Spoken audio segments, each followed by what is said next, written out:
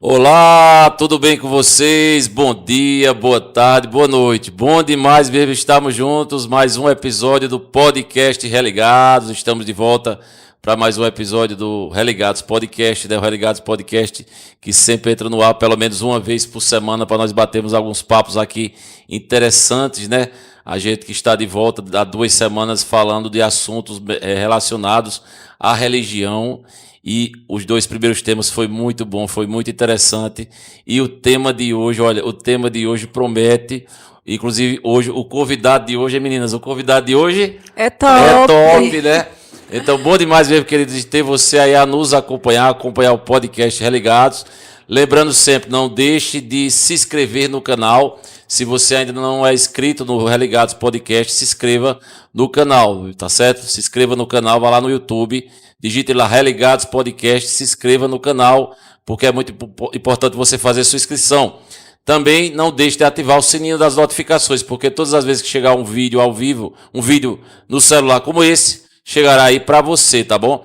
Outra coisa, não deixe de dar seu like, é muito importante o joinha, o like que você possa dar na transmissão, porque você assim fazendo, o próprio YouTube, o algoritmo do YouTube compreende que o assunto é relevante, que o assunto é importante, então dê seu like no YouTube, tá bom? Na live. E também pedimos que você possa compartilhar a live, que é importante esse compartilhamento, para que mais pessoas possam acompanhar esse assunto de hoje, que o assunto de hoje é simplesmente fundamental. Estamos nessa tarde, mais uma vez, nesse momento, com Edmilda e Célia. Edmilda, bom demais estarmos juntos, querida. Bom demais, é um prazer estar aqui de volta com vocês e sejam todos muito bem-vindos, fica aí ligadinho porque realmente nós vamos ter um conteúdo super interessante para você. E aí do lado de lá da mesa já podemos ver também ali o nosso convidado, tá certo, que é o pastor Bruno César, é satisfação demais de recebermos o pastor Bruno César aqui do Religados Podcast, né? Mas antes do pastor Bruno então dar as suas boas-vindas aí, Célia, né? A nossa amiga Célia Ferreira, bom demais, Célia, estamos juntos. Boa tarde, boa noite ou bom dia, dependendo da hora que você for estar aqui participando, né, ouvindo ou assistindo essa live. Sejam todos muito bem-vindos. É muito bom estarmos aqui com você para tratarmos um assunto, para batermos um papo de um assunto muito interessante. Muito bom estar com o irmão Bosco, irmã Edmilda, nosso pastor Bruno, o que hoje nos deixa ainda mais preocupados com esse bate-papo. Mas qualquer coisa, a responsabilidade é de Bosco. É de Bosco. Mas queremos convidar você para estar conosco no canal do YouTube. Você já sabe, faz a tua inscrição no podcast Religados. Adiciona o sininho, porque toda vez que sair algo relacionado ao podcast, você vai estar sendo chamado para participar e estar conosco. E fica conosco, deixa o seu like, o seu joinha, porque hoje nós vamos bater um papo em um assunto muito interessante, ok? Não é isso, irmão Bosco? Isso, Célia, muito bem mesmo. Satisfação demais de podermos receber aqui nos estúdios do Religados Podcast o nosso pastor, né? O nosso pastor Bruno César, pastor literalmente de nós 3 aqui, né? Dos componentes do Religados, né? Pastor Bruno, que já é o rosto conhecido dos Religados, né? Já que ele esteve em 2023, né? 2023, quando a gente começou, ele esteve num episódio falando lá, naquele dia, sobre reforma protestante, alguns assuntos relacionados à igreja. O ano passado, 2024, a gente deu uma folga ao nosso pastor, ao pastor Bruno, e em 2025 ele está de volta, então com muita satisfação a gente ter o pastor Bruno aqui nesse momento. E o tema de hoje, pessoal, promete demais, tá certo? O tema hoje é Igreja Doente tem cura? Então o pastor Bruno vai responder essa pergunta aqui nesse episódio. Pastor Bruno, satisfação, viu? Demais ter o senhor conosco. Seja muito bem-vindo. Muito obrigado, satisfação, Bosco, Edmilda, Célia e todos os que são fã, né, do Religados. É um prazer estar aqui com vocês, participando desse podcast, desse episódio. E eu espero que seja um tempo bom de aprendizado, de crescimento e um tempo divertido também para a gente aqui. Muito bem. Bom demais mesmo estarmos com o pastor Bruno. A gente aqui, foi como Célia e Pato falou há pouco, brincando nos bastidores, a gente gera mais responsabilidade ainda, o Religado já é uma responsabilidade por natureza, daí com o nosso pastor, né? Mas ele não vai nos disciplinar, não. Ele não vai nos disciplinar, não. É você. Só que você que o convidou, viu? Só que a gente, eu já disse a ele, pastor, as perguntas fáceis são as minhas, as perguntas difíceis são das meninas, então se tiver disciplinar, comece por elas, tá certo? Tá vendo? Isso não mulherismo. As damas da frente, literalmente, falam: eu sou bonzinho, eu sou bonzinho. Bonzinho ele. Então, satisfação demais, então, de termos o pastor Bruno conosco. Então, pessoal, o tema é esse: igreja doente, tem cura? Então, a gente vai pensar algumas questões que consideramos importantes. E, repito, não deixe de fazer, então, sua inscrição no canal Religados Podcast, ative o sininho das notificações, compartilhe essa live e dê seu like aí, dê o seu joinha nessa live, tá bom? Então, pastor, veja só, como o tema é justamente esse, igreja doente, aí colocamos uma pergunta: tem cura? O senhor entende que essa frase que nós colocamos até no tema, dentro da sua compreensão, o senhor entende que essa frase, até mesmo, a igreja tem estado doente? Quando a gente diz igreja, algumas igrejas locais têm se demonstrado doente, pastor. E qual é a cura? Se tem se demonstrado doente, qual é a cura para essa doente? No caso, pastor, a igreja pode adoecer? Pois é, e a igreja pode adoecer? E o que seria Uma igreja doente. doente? Eita. Pois bem, vocês têm assuntos para o resto do dia, da noite, Da né? noite. Assim, virar a madrugada discutindo. Sim, esse é um tema muito relevante, muito importante para o nosso contexto. Sim, uma igreja pode ficar doente e tem ficado. Nós encontramos sinais de doenças desde o Novo Testamento. A igreja de Coríntios estava doente também. Paulo escreve, muitas das cartas que Paulo escreveu foi exatamente para curar uma ou outra doença da igreja. A igreja é um organismo vivo, não é? Então ela também adoece. Se não andar de acordo com as prescrições que são postas pela palavra de Deus, enquanto instituição, ela pode adoecer e pode até morrer, não é? É importante nós entendermos isso. Muitas daquelas igrejas para as quais o Senhor enviou cartas em Apocalipse, onde elas estão? Elas não existem mais. Então, uma igreja, enquanto instituição, eu não estou falando da igreja que triunfa, né, que está na presença do Senhor. Mas igrejas, enquanto instituições locais, elas podem não somente adoecer, mas ver toda a sua história passar. Elas podem cessar a sua existência. Às vezes a gente usa textos bíblicos equivocadamente, como, por exemplo, as portas do inferno não prevalecerão contra a igreja. Para ter a ideia de que a igreja, nada vai acontecer com a igreja não adoece ou não pode cessar a sua caminhada aqui nesse mundo. E não é verdade, não é assim. Muitas igrejas adoecem e têm adoecido, muitas igrejas têm sido tão descaracterizadas que deixam de ser igrejas e passam a ser sinagoga de Satanás. Aliás, essa é a própria palavra de Jesus lá em Apocalipse, né? Então, isso pode acontecer. Uma igreja pode descaracterizar-se na proporção que ela abandona os princípios da palavra de Deus e ela pode se tornar, do ponto de vista bíblico, absolutamente irreconhecível enquanto igreja de Cristo. Se você for, por exemplo, fazer uma viagem pela Europa, quantas igrejas lá adoeceram e morreram? A Europa é um cemitério de muitas igrejas hoje. Você anda pela Europa e você vai ver vários prédios imponentes. Pense na Alemanha, pense na Inglaterra, pense na Suíça, em tantos outros lugares. Inglaterra, que foi berço de protestantismo e de grandes avivamentos, você tem igrejas que hoje são bares, são museus, até mesquitas, não é? Então, o que aconteceu? Essas igrejas adoeceram e desapareceram.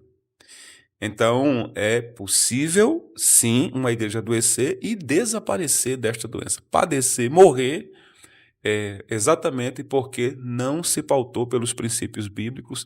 A vida da igreja, ela brota da palavra de Cristo. É a palavra de Cristo que sustenta a igreja, que instrui a igreja, que alimenta a igreja. Se isso é retirado dela, ela não vai passar de uma mera instituição e vai se descaracterizando e pode chegar a perecer. E instituições locais, como acontece por toda a Europa e como pode acontecer aqui também no nosso contexto, no nosso país. Enquanto o pastor falava, estava lembrando, né, das cartas lá em Apocalipse, a primeira, para Éfeso, né, que Jesus falava para o anjo da igreja, para o pastor, vamos dizer assim, o líder daquela igreja. O problema era o esfriamento. Primeiro amor, tinha tal.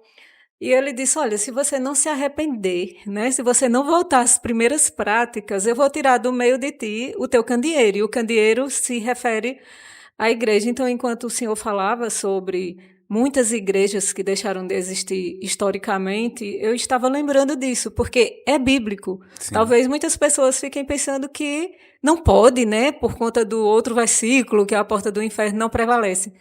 Mas a gente consegue diferenciar a igreja física da igreja espiritual, a igreja de Cristo. Essa igreja realmente ela não cessa, mas muitas igrejas locais ao longo da história realmente acontece isso que foi falado em Apocalipse. Exatamente. E sim, há uma distinção. Em teologia a gente chama de igreja visível e igreja invisível. Sim. A igreja visível é aquela que está posta aos nossos olhos. E a igreja invisível é aquela que só Deus vê. A igreja invisível é a reunião de todos os verdadeiramente redimidos. Todos os eleitos. Todos os verdadeiramente redimidos. Na igreja visível, existem crentes e não crentes. Está presente na membresia da igreja visível crentes verdadeiros e falsos crentes, ímpios, todos eles estão. Na igreja invisível, só realmente os verdadeiros redimidos.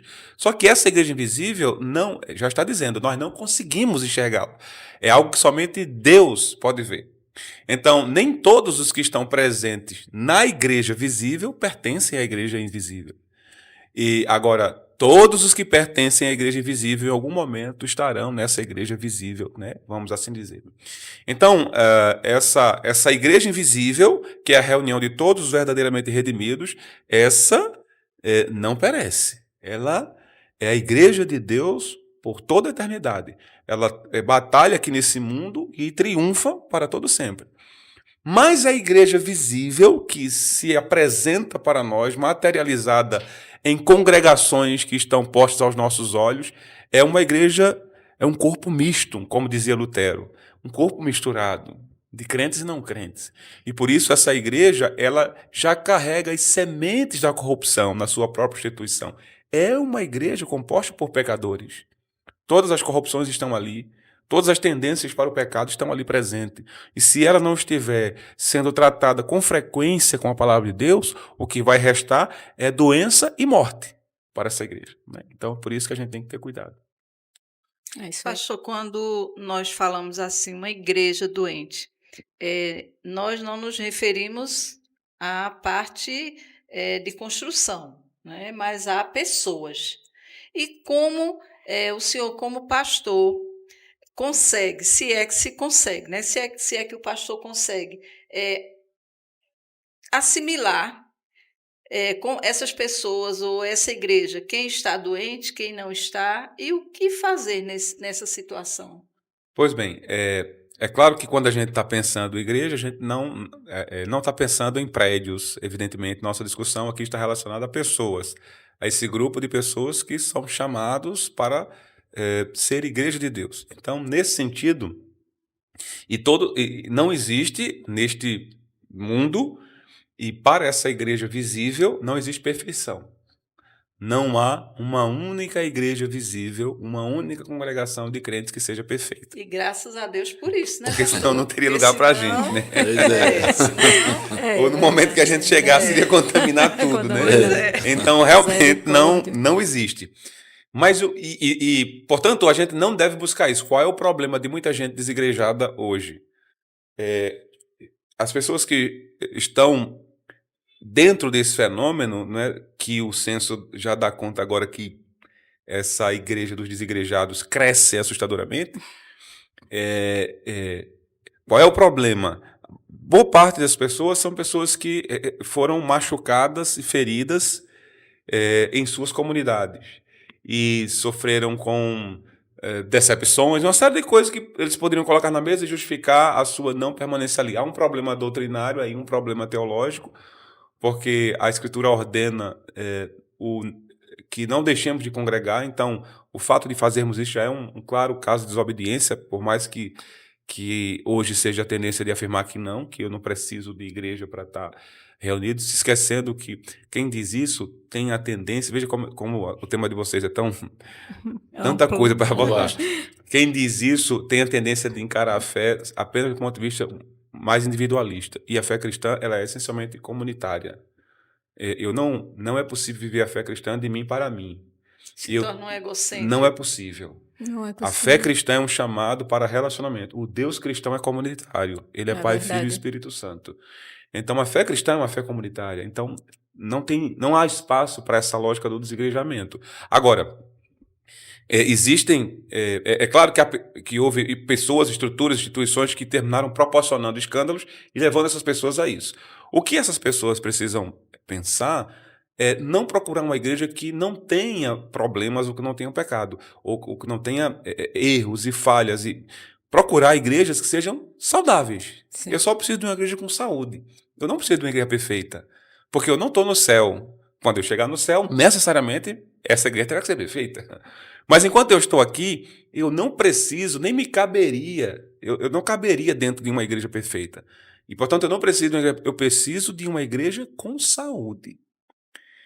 E aí, como é que eu sei que uma igreja tem saúde? Bom, como é que eu sei que uma igreja está doente, né? Existem vários sinais de adoecimento numa igreja. Por exemplo, quando essa igreja preocupa-se muito com números, com estruturas e não com gente, com pessoas.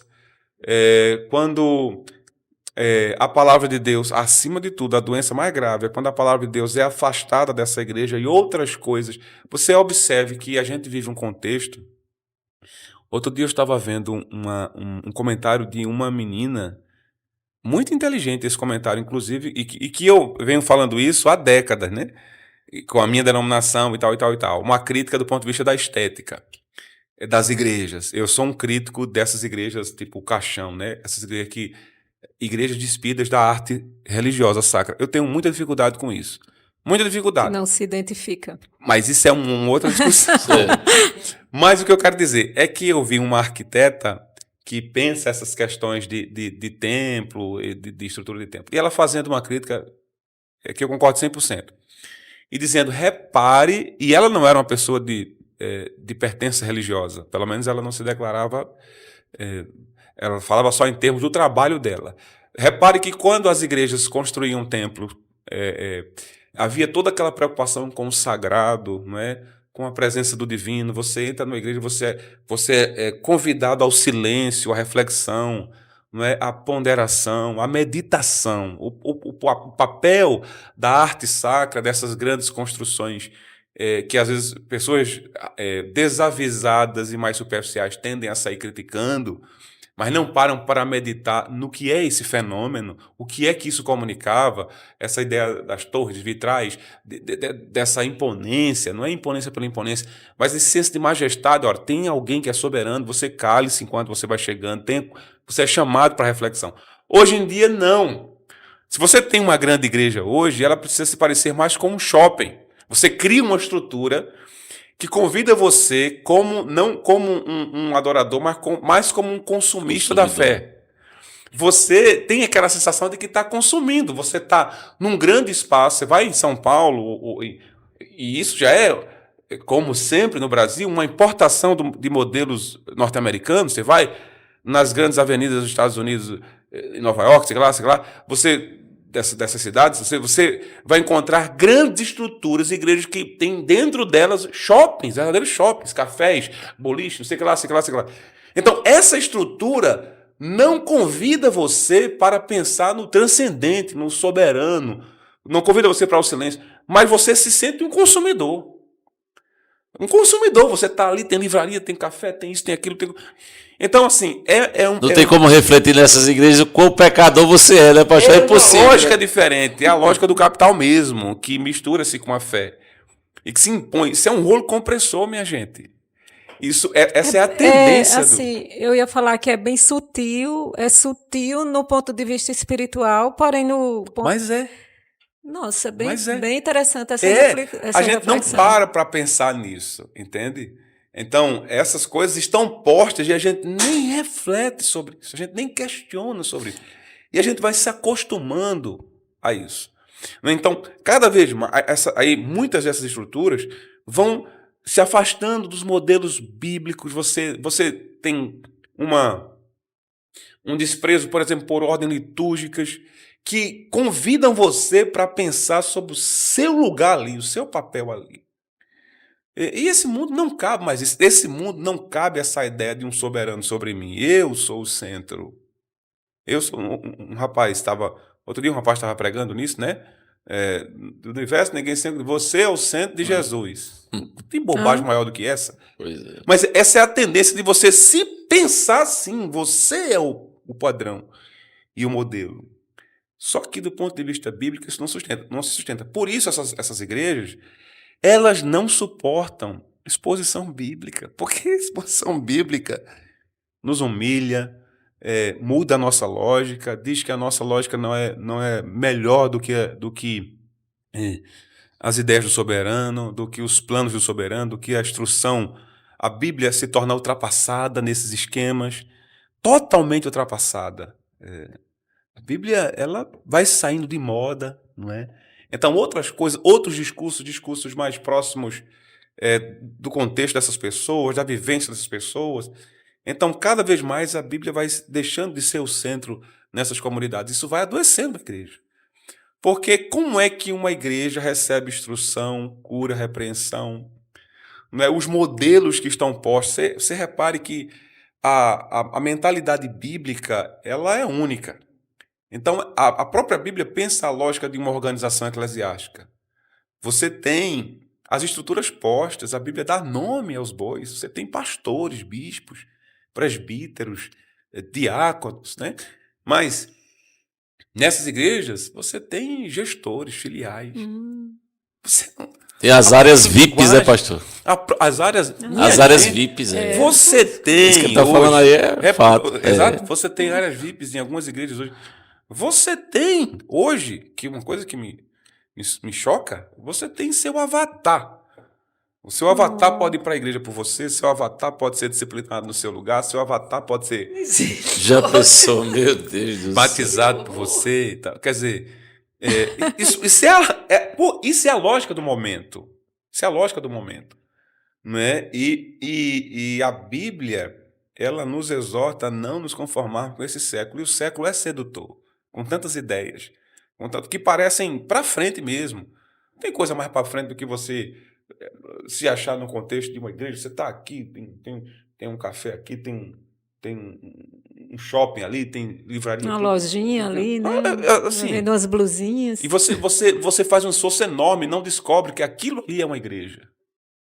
É que, assim, é bem estranho a gente chegar na igreja e ter todos esses Todo mundo entretenimentos em volta, como é que essas distrações. A palavra é distração. E daqui a pouco começa o culto e você tibunga do café no culto, enquanto vice-versa. você deveria ter chegado e começa a reflexão, né, no... E às vezes o culto tem que parecer muito comigo, com a minha estrutura e com o meu contexto. É o que eu estou dizendo. Tudo vai sendo descaracterizado. Então, a Bíblia ela não é padrão nesses contextos. E aí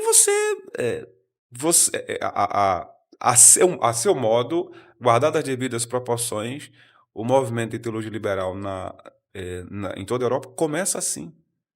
A Bíblia é um texto ultrapassado. Minha gente, pelo amor de Deus, vocês realmente acreditam que Jesus ressuscitou? Não, ele ressuscitou para a nossa fé. Vocês realmente acreditam em anjo, em demônio? Pelo amor de Deus, anjos são poderes construtivos do ser. Nossa. Demônios são poderes destrutivos do ser. Não, enfim. Então, quer dizer... Adão e Eva é simbólico. Enfim... Tudo... Né? Então,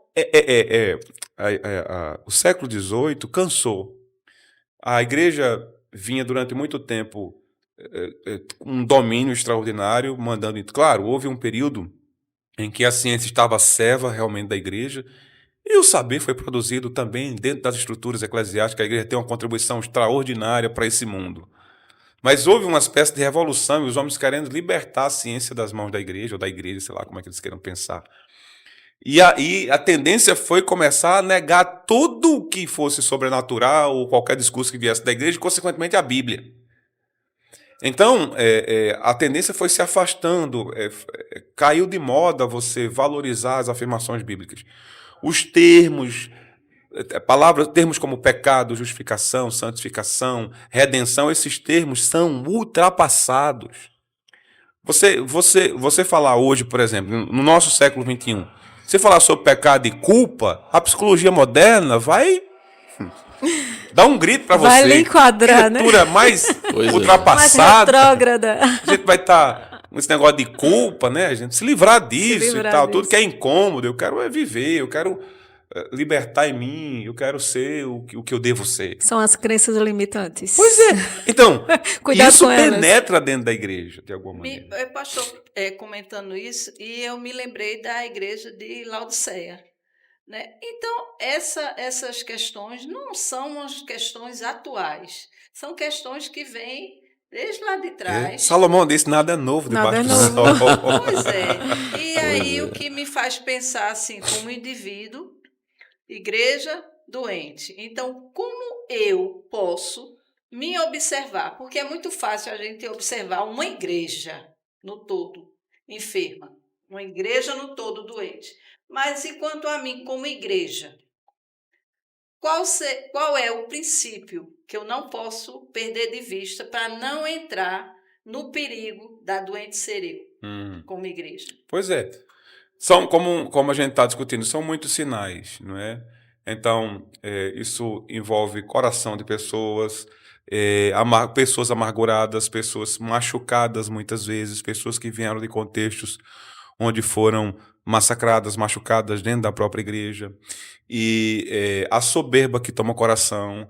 Eu estou certo, e aqui eu vou fazer uma afirmação que pode as pessoas me criticarem, mas eu estou certo que a doença, os mais diferentes níveis de doença da igreja, esses níveis foram produzidos por seus líderes. No geral, esses líderes têm adoecido essas igrejas.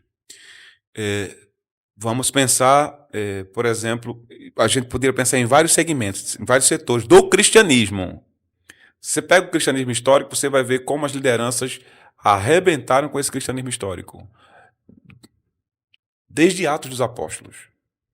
Você vai pensar desde as epístolas de Paulo.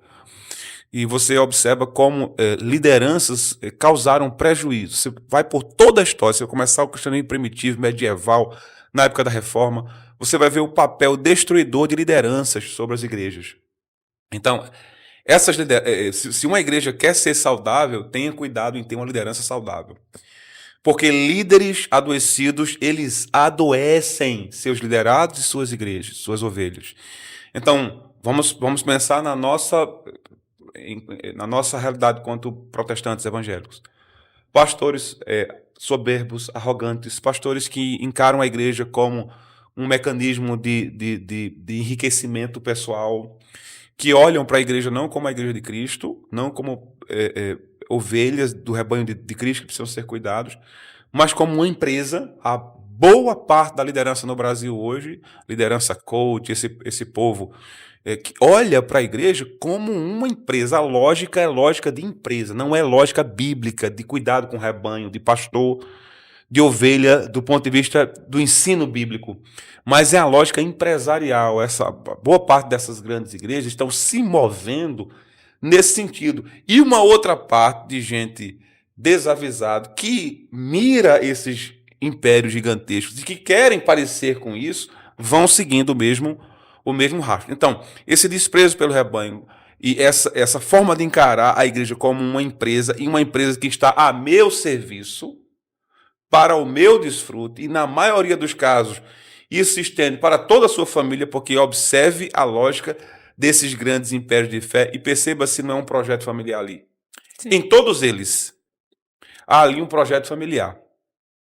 Por que é um projeto familiar? Por que meu filho tem que me Dá suceder. prosseguimento, né? É uma empresa familiar? dinastia. Se for uma empresa familiar, eu compreendo.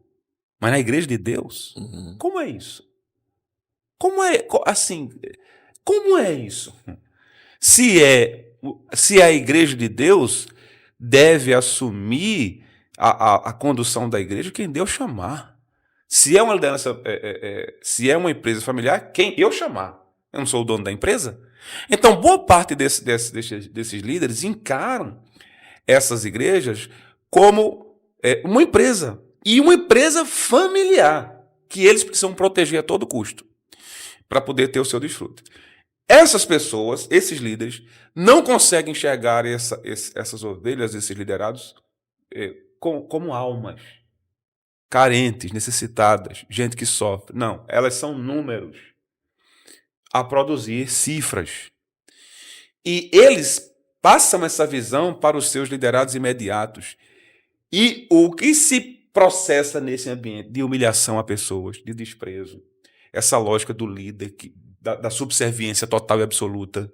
Você tem que obedecer o ungido do Senhor, senão você é um rebelde, senão Não você... toque no ungido do Senhor, não. Então, essa estrutura, ela é profundamente adoecedora. Sim. Profundamente adoecedora. E isso se espalha dentro dessas igrejas. E aí, quando você vai olhar o que está enraizado, essas estruturas, elas não possuem supervisão. Não possuem supervisão. No modelo bíblico, cada igreja que deve ter autonomia em si, ela deve contar com uma estrutura de supervisão em que não seja uma pessoa mandando em todo mundo, mas um colegiado de irmãos, por exemplo, eleitos por aquela comunidade, que tenham condição de acompanhar e ter voto, vez e voz ali, para frear erros possíveis que possam acontecer, porque homens são pecadores, eles podem errar, quem é que vai freá-los? Mas nessas superestruturas, não existe nenhuma supervisão acima do líder, ele simplesmente manda em todo mundo e ele desconecta qualquer indivíduo que lhe seja uma ameaça ou lhe seja desagradável. Este não é o modelo bíblico. Não é o modelo bíblico. Manda quem obedece, manda quem pode. Obedece quem tem obedece juízo. quem tem juízo. Se tocar no ungido do Senhor, a mão de Deus vai pesar. A pergunta de irmã Célia e a sua resposta me fez pensar em como funciona o corpo humano. Nós temos vários sistemas, e um dos sistemas mais poderosos é o sistema nervoso central. Ele bota o nosso corpo e muitas atitudes que nós temos fica no automático. Então, se esse sistema nervoso central ele tem uma pane, ele tem problema, então todo o corpo vai sofrer. Então, eu olho assim para a liderança, e quando eu falo a liderança, eu não penso só no pastor, eu penso na liderança de forma geral. Sim. Porque esse sistema nervoso central, minha gente, ele se espalha do seu cérebro até a pontinha do seu dedo do pé. E então, se há falhas nesse sistema, a comunicação ela não chega e as respostas do corpo também não vão acontecer por conta da falha nesse sistema. Então, é muito interessante a fala do pastor Mas com relação a isso. Eu estava ouvindo um pastor esses dias, acho que numa coisa dessa de podcast, e o pastor estava dizendo o seguinte: você quer saber quais foram as pessoas, e que eu inicialmente discordei dele. Você quer saber quando uma pessoa ela abandona, para completamente de atuar numa igreja? Aí ele diz assim: quando ela se envolve com os bastidores, quando ela vai para dentro de uma liderança. Eu digo que isso é verdade numa estrutura adoecida. Sim. Isso é verdade. Numa estrutura adoecida, porque já ali, em muitos casos, não tem temor do Senhor, e aquela estrutura não é tratada como sendo a igreja de Deus ali. A leitura é fria. Mas numa igreja bíblica, quanto mais você se aproxima de uma liderança, mais temor do Senhor você tem. Numa igreja saudável, numa igreja onde o temor do Senhor está estabelecido entre a sua liderança, você não tem que ter medo de que ninguém veja a cozinha, não. Pode vir, venha olhar como é. Venha perceber como é para você orar mais pela gente, né? Então, não deveria ser, no estado normal e saudável de uma igreja, Não existe essa coisa de se você se aproximar da liderança, dos bastidores, você vai se escandalizar, Isso acontece em estruturas adoecidas. Sim. Mas em igrejas saudáveis, não. Duvido. Quem se aproximava de Jesus e quem estava nos seus círculos mais íntimos não saía dali escandalizado, não. Saia dali tocado, mexido, não é? Curado, Afetado, liberto, curado, né? exatamente. Quem se aproximava E dele é tinha assim cura. que tem que ser com a igreja. Agora, se a igreja deixou de ser aquele organismo vivo, bíblico e saudável e se envolveu com uma série de pecados e falcatruas e desvios, aí é morte. É morte na panela. De fato, é caminho de desastre. Que é o que tem acontecido em muitos desses casos. Então, essas lideranças, elas vão adoecer essas estruturas e elas vão adoecer quem delas se aproximarem. São interesseiras, fazem naturalmente acepção de pessoas. O indivíduo não importa, a massa importa, o indivíduo não. Então, o indivíduo é um número que só tem valor se estiver associado com toda a massa. No modelo bíblico, meu Deus, isso não pode acontecer, isso não importa. Cada pessoa tem uma alma, foi chamada pelo Senhor. As igrejas, é muito difícil lidar com o crescimento de uma igreja. Especialmente se você é uma liderança que tem um temor do Senhor, que ama o Senhor, ama a igreja e quer o bem da igreja. É apavorante lidar com o crescimento de uma igreja, porque a primeira pergunta que você faz é como é que eu acompanho esse povo? É apavorante para um modelo de liderança bíblico você não saber o nome de suas ovelhas. E o Senhor pode dar um crescimento, não cabe ao pastor, não cabe a liderança nenhuma, desejar uma igreja grande ou pequena. Isso não é a nossa competência. Nossa competência é pastorear o rebanho de Deus. E o que o Senhor vai fazer com isso? Ao longo da história, o Senhor deu crescimento. A guerra de Spurgeon tinha 10 mil pessoas. Eu acho que ele não sabia o nome de todo mundo. Mas isso deve ser de uma angústia apavorante. Porque se você é pastor, você quer ter contato com suas ovelhas. Você não se relaciona com massas. Você se relaciona com pessoas porque você visita pessoas. Você conhece história de pessoas, sofrimento de pessoas. Você toca pessoas. Você ouve pessoas, se relaciona com elas.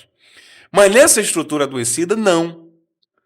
O mínimo de contato possível com pessoas. Esses líderes carismáticos, eles são carismáticos para as massas, não para os seres. Então, pastor, não é possível hoje, nos dias da internet, pastorear. Estou brincando, minha gente. Pastorear pelo WhatsApp. E nem pelo YouTube? Como assim? Nem Como pelo assim, Instagram? Edmilson? Não, Você roubou minha pergunta, viu? No caso, pastores online, Não é pastores online. não. Como assim? Pois é, eu Especificamente? repare, eu tenho muita resistência a esse frenesi todo da internet. Eu não sou um sujeito que da internet. Eu acompanho as coisas ali, né? Mas quase não. Eu nem existo quase, as pessoas nunca veem nada. Como mas assim, pastor? O senhor não acompanha que a sua igreja é uma igreja grande, com É uma muitos igreja membros. O senhor não acompanha ligada. um por um na internet? Não. Eu acho que eu não sigo. Eu sigo só instituições. De vez em quando tem um crente, mas pastor, até hoje eu tenho muita dificuldade com as normas. Porque, por exemplo, alguém sempre diz, pastor, marquei você, eu não... Sabe nem o que é isso? Eu quero marcar você, né, Major? É aonde esse negócio, né? Pastor, me siga, né? Pastor, me siga. Eu Como assim seguir, eu né, achava Major? o Facebook Eu só muito sigo mais fácil do Jesus. que o Instagram, né? Então, eu não marco ninguém, eu não percebo quando a pessoa me marca, né? Eu ainda não entendi direito essa lógica. Mas estou lá vendo, e, portanto, eu não sigo as pessoas. Então é possível que eu não siga, eu não veja. Pastor, você viu o que o fulano colocou? Não vi, não sei. Pensou? Pois bem. Mas eu acho esse ambiente da internet instagramável, vamos assim dizer, extremamente perigoso. E muito mais para ministros do Evangelho. Eu acho esse desejo de palco, esse desejo de aparecer, esse desejo de ser notado, de ser conhecido, ele é muito prejudicial. Muito prejudicial. Não É acho bem que perigoso. isso, eu Tanto acho. você pode subir, como você pode ser linchado assim, E rapidinho eu acho em que rede social. eu acho que você não dá conta disso. Sim. Primeiro, Se eu tiver 1 milhão de seguidores, assim, você pode falar com ele. Eu não consigo pastorear a minha igreja, dar atenção ao meu povo. É uma luta. Às vezes eu não consigo atender todo mundo na mesma semana. E para que eu quero 1 milhão de pessoas? E eu acho interessante demais quando alguém, pastor, quer falar comigo, que diz assim, eu falei com você e você não me respondeu. Aí eu fico, como assim? Não, eu mandei uma mensagem. Aí eu digo, como assim você falou? Porque quem quer falar comigo com urgência, liga. Eu sou daquele tempo que quem quiser falar comigo com urgência tem que fazer uma ligação. Isso não funciona mais, né? Não, mas você está atrasado. Então, uma mensagem, para mim, é como uma carta que a gente enviava que vai depender a gente vê também uma ansiedade das pessoas. Mandam a mensagem e ficam já ansiosas para pastor Bruno, sobre essa questão aí específica de pastorear pelo WhatsApp, pela internet, dentro do que o senhor explicou. Eu queria que o senhor falasse, inclusive, específico da pandemia. Inclusive, como o tema é sobre essa questão de igreja doente, tem cura, e o senhor está explicando aí, a pandemia, né, foi esse momento que começou há 5 anos, né? Durou cerca de 1 ano, assim, realmente momentos muito difíceis para toda a humanidade, literalmente falando. O senhor como pastor que vivenciou isso, esse momento, como foi vivenciar isso de um pastor, dentro do que o senhor falou aí, que gosta de estar no tete-a-tete com a ovelha, gosta de conhecer a ovelha, de poder visitá-la, de recebê-la no gabinete, isso era o culto, que é uma coisa básica da igreja evangélica, o culto não era permitido no presencial. Imagina essas questões de ir na casa de alguém, de receber alguém no gabinete. Como foi para o pastor essa questão? E partindo para a ideia mesmo do tema de hoje, o senhor entende que a pandemia literalmente adoeceu mais a igreja? Ou seja, adoeceu emocionalmente, espiritualmente, psicologicamente a igreja de forma geral? Eu acredito que muita gente adoeceu sim. Foi um dos períodos mais difíceis para a igreja. Neste século, a igreja, e no passado, né? A igreja não tinha passado por uma coisa dessa. Você tem, num período mais medieval, momentos em que a peste negra se alastrava e havia um certo isolamento, sim. Mas não houve uma coisa como essa. Nós passamos 1 ano, literalmente, portas fechadas, né? Eu atendi muitas pessoas no gabinete. Eu achei que eu ia ficar doente, emocionalmente falando mesmo, por causa da carga. Eu recebia pessoas tremendo assim. Você tem? Eu não sei não, pastor, o que eu tenho. Era uma crise nervosa mesmo, crise de ansiedade, uma série de coisas. Né? E durante esse período eu atendia quem... Eu não podia dizer, alguém estava desesperado, eu não podia dizer, eu não vou atender porque eu estou com medo da Covid. Eu lembrava muito de Calvino, né? Porque quando houve uma praga de peste no século XVI na Genebra, ele foi um dos primeiros a se colocar à disposição para ir para o hospital. Naquela época havia um hospital em Genebra e esses doentes iam para lá e os pastores jovens eram enviados já se despedindo, porque era ir e não voltar mais, você morria lá. Não é? Então, a pessoa ia já sabendo que ia morrer. Calvino foi um dos primeiros a se alistar para ir, mas como ele é muito fraco de saúde, o conselho da cidade não permitiu e achava que precisava dele na produção, então não permitiu ele ir. Então eu também não me negava nesse período, usava máscara, orientava as pessoas a usarem máscara, tinha um certo distanciamento no gabinete, mas o desespero dessas pessoas era grande. E durante esse período a gente atuou, nossa igreja foi muito atuante, a gente montou um comitê comunitário de crise, o Ministério Público participou, a OAB, as instituições todas aqui para ajudar pessoas com isso e tal. E as transmissões que nós fazíamos, a internet ajudou nisso, né? As transmissões dos cultos que nós fazíamos, trabalhamos basicamente assim. Mas aqui, no nosso caso, na nossa igreja, nós não tivemos um abalo. Quando nós pudemos voltar, toda a igreja estava muito envolvida.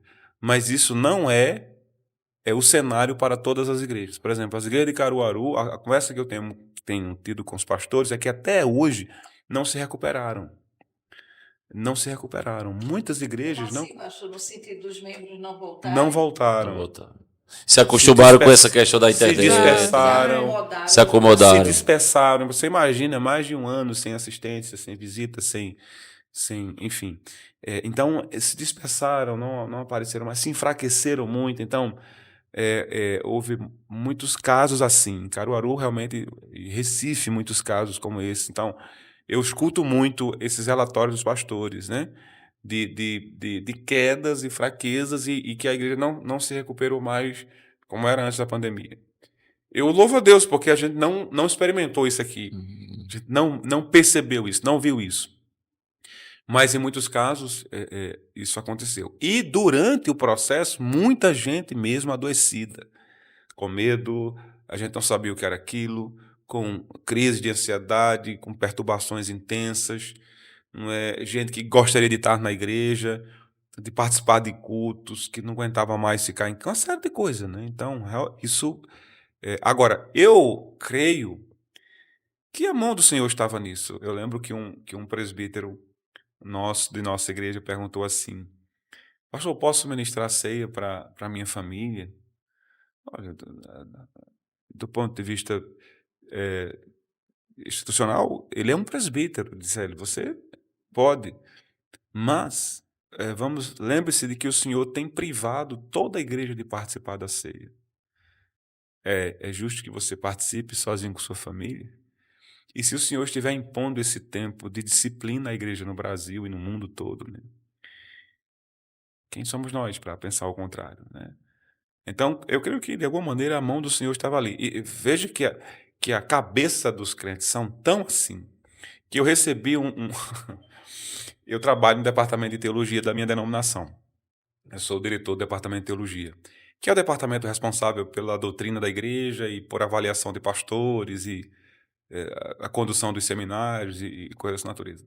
Quando tem algum problema doutrinário, então o meu departamento é acionado para apresentar uma resposta para aquilo. E, na pandemia, o questionamento que me chegou, eu estou em casa estudando, pensando nas coisas da igreja, e chega o questionamento: olha, o pessoal quer saber se pode ministrar ceia pela internet, se pode batizar pela internet. A gente E não batiza Isso pela é internet. uma criatividade já assim. pensou? Lá vai eu ter Consegue que. alcançar essa Pois bem, tem que evolução. produzir um texto e dizer Explicar não tudo pode, isso. porque não pode explicar teologicamente, Hum. porque é inadequado. E aí a gente até, a denominação fez um texto e enviou para as igrejas proibindo a ministração da ceia. Pois é. O pastor, o senhor falando há pouco sobre essa questão de lideranças, falou muitos desigrejados realmente, essa questão de afirmar que tem dificuldade com liderança, de problemas de algumas lideranças, o qual o senhor falou. Eu queria falar do seminário, dos locais, então, onde se formam algumas lideranças, onde deveria formar a liderança. Eu queria que o senhor dissesse aí essa questão de um seminário saudável. Quando eu digo seminário, não estou dizendo um nome específico, claro, mas eu estou falando do ensino saudável. Essa ideia de que, porque muitas vezes o pastor, de fato, não está bem, não está saudável, não está ensinando corretamente, porque não recebeu informações tão boas assim. E a gente sabe que muita gente afirma, apenas diz assim: eu tenho chamado pastoral, eu tenho a vocação pastoral, tem muita gente que me segue, por mais sincero que ele seja, vai me seguir dentro das minhas pregações, vou abrir a Bíblia, vou explicar. E aí, eu queria que o senhor falasse dessa questão da importância do seminário. E da para formação, da né? formação do pastor, Formação. da liderança. Minha gente, isso é tão sério. Repare bem, o mundo virtual, ele tem a capacidade extraordinária de camuflar o que é e dar a entender o que seja, né? Então, é uma moça que não é tão bonita, mas ela fica linda, com filtros e tal, sei lá como é que é o negócio. Bosco estava querendo filtrar aqui, Os né? cabelos brancos, Para encobrir os cabelos coloca o filtro brancos. aí. Tem até Pode colocar, né? Você pode maquiar um ambiente. mas quando vê pessoalmente. Pois bem, você pode maquiar um ambiente, você pode maquiar tudo. Você maquia conteúdos, o que tem de gente superficial se passando por profundo na rede social, no Instagram, e abocanhando milhões de seguidores. As pessoas juram que aquela pessoa é tão profunda. E ela é absolutamente rasa, sem conteúdo nenhum, sabe? Sem conteúdo nenhum.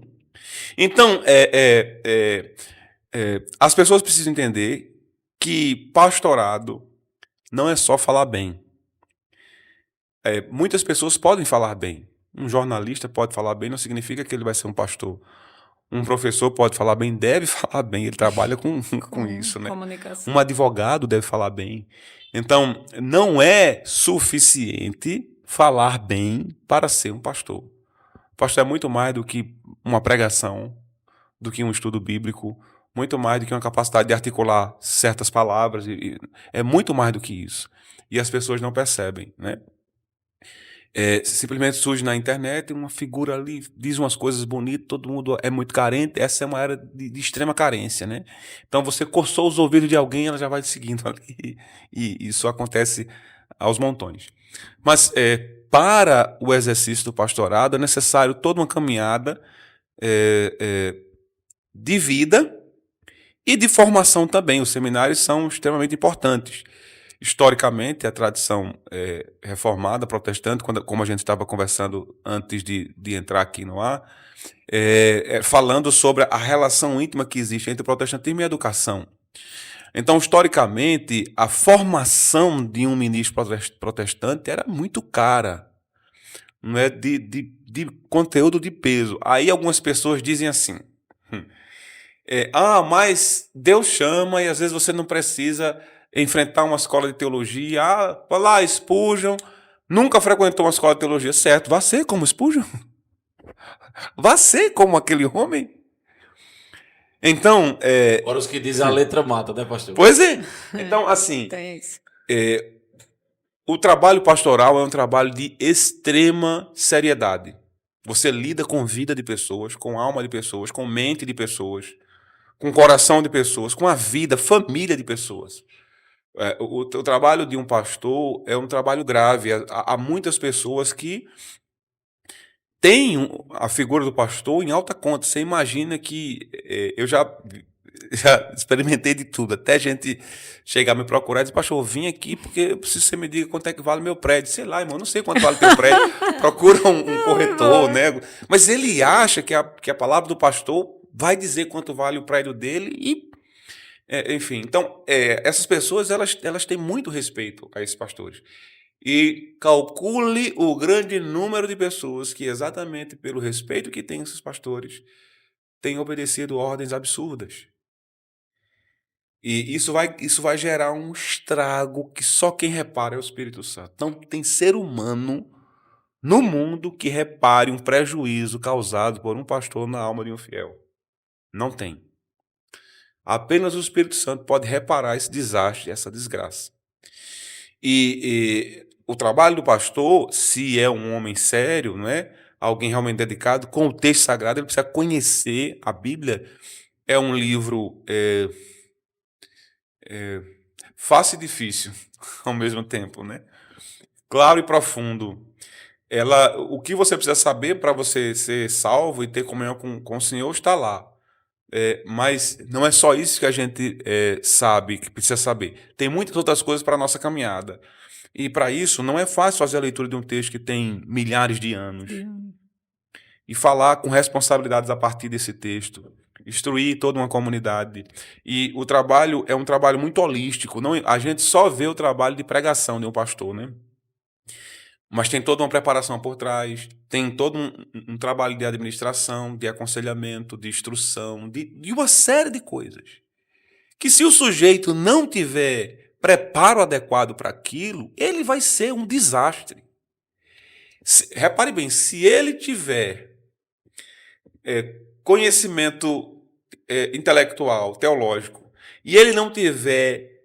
Se ele tiver só o preparo acadêmico, que é importante, se ele tiver só o preparo acadêmico, mas não tiver o preparo ministerial, não for tratado, não for acompanhado, não ter sido mentoreado, por si só ele pode causar um desastre dentro de uma igreja. Agora imagine ele sem conhecer a Escritura, as afirmações que ele pode fazer, as aberrações que ele pode dizer. Sim. Quando eu tenho um pressuposto equivocado, falso, todo o meu trabalho será equivocado, porque será em cima de um pressuposto errado, equivocado, uma série de coisas. Então, do ponto de vista da formação do pastor, o preparo intelectual, mas não só o preparo acadêmico, intelectual, O pastor deveria ser, por definição, um intelectual, entende? Sim. Ele deveria ser um sujeito com preparo mesmo, porque ele precisa dar resposta a uma série de coisas. Não é assim simplesmente pegar um texto da Bíblia, subir em cima de um púlpito e começar a gritar lá, não. Você é capaz de fazer leitura de mundo? Você não é um sujeito isolado do universo, você não cai ali numa comunidade, não existe mais nada ao teu redor. O que é que está acontecendo? Quais são as respostas que essa igreja pode dar ao mundo? Os questionamentos que surgem, como é que eu posso fazer links com isso? O que é que essa mensagem tem a... Eu estou pregando um sermão e esse sermão tem que falar para o sujeito que está sentado ali, que está num curso de doutorado, nos bancos da igreja, para a senhora Maria, que não conseguiu concluir o ensino fundamental, para o seu José, que não sabe ler, que passou o tempo todo trabalhando na roça e nunca teve oportunidade de ir para uma escola, para a irmã fulana, que está enfrentando um câncer terminal, para alguém que está com uma crise no casamento. Não é suficiente que eu fique gritando lá, não. Eu preciso alcançar o coração e a mente dessas pessoas. Isso não cai assim do nada. Ele precisa de preparo.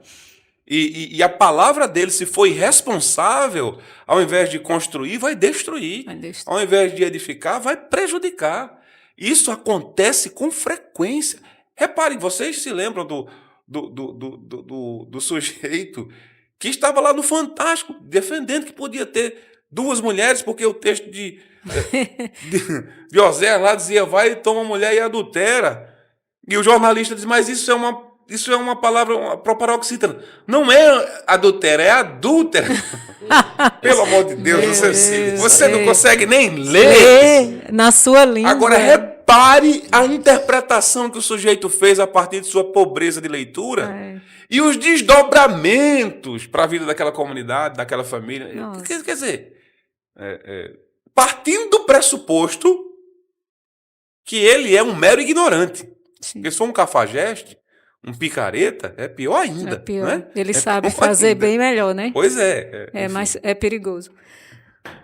Pastor, discorrendo essa história todinha, e eu lembrei aqui de um tema. Idolatria dentro da igreja é outro sinal de adoecimento, é um sintoma de adoecimento.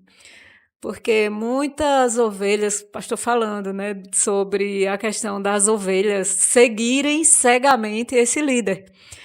E então, isso beira uma idolatria ou é uma idolatria? Como o pastor tem que observar isso para não se deixar ser idolatrado? Porque tem essa tendência nas igrejas. E muitas vezes as pessoas acham que só se idolatra imagens de esculturas, mas muita gente tem idolatrado seus pastores. Essa fala de Edmilda foi muito interessante, pastor. Eu acho que vai ajudar também nesse ponto. Uma vez eu vi uma pessoa falando, achei muito interessante essa fala dele, dentro do que a Edmilda perguntou. Muito boa a tua fala, Edmilda, tua pergunta. Para muitas pessoas, e não é maldade delas, é carência. Carência mesmo. Não é nem idolatria, às vezes é carência mesmo. Às vezes o pastor, por ele ser uma pessoa que se preocupa realmente com a sua ovelha, pastor sério, e às vezes, por exemplo, vamos lá, uma esposa talvez não é bem tratada pelo marido. Então ela vê ali um homem que de fato é um homem diferente, é um homem abençoado. Um filho que às vezes não é bem tratado pelos seus pais e vê ali naquele pastor uma pessoa que se preocupa com ele. É uma pessoa que talvez tenha dificuldade de amizade e vê que o pastor é uma pessoa sincera, que estende a mão para ele. Enfim, tantos exemplos nós poderíamos dar. Acontece isso também das pessoas serem carentes e verem no pastor essa pessoa que vai suprir essa necessidade. Mas na questão da idolatria, Bosco, a pergunta é idolatria mesmo, porque eu já ouvi de pessoas falando que certo pastor chegava atrasado no culto e quando ele adentrava o corredor da igreja, a atmosfera mudava, tinha mais glórias, e não foi um só. Sim. Tá? Não foi um só exemplo. Então, eu digo, minha gente, isso é idolatria?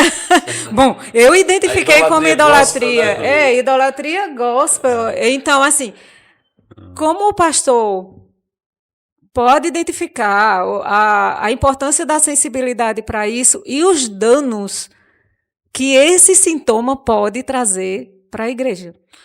Entendo. Pode ser sim. Isso pode ser praticado entre os crentes, né?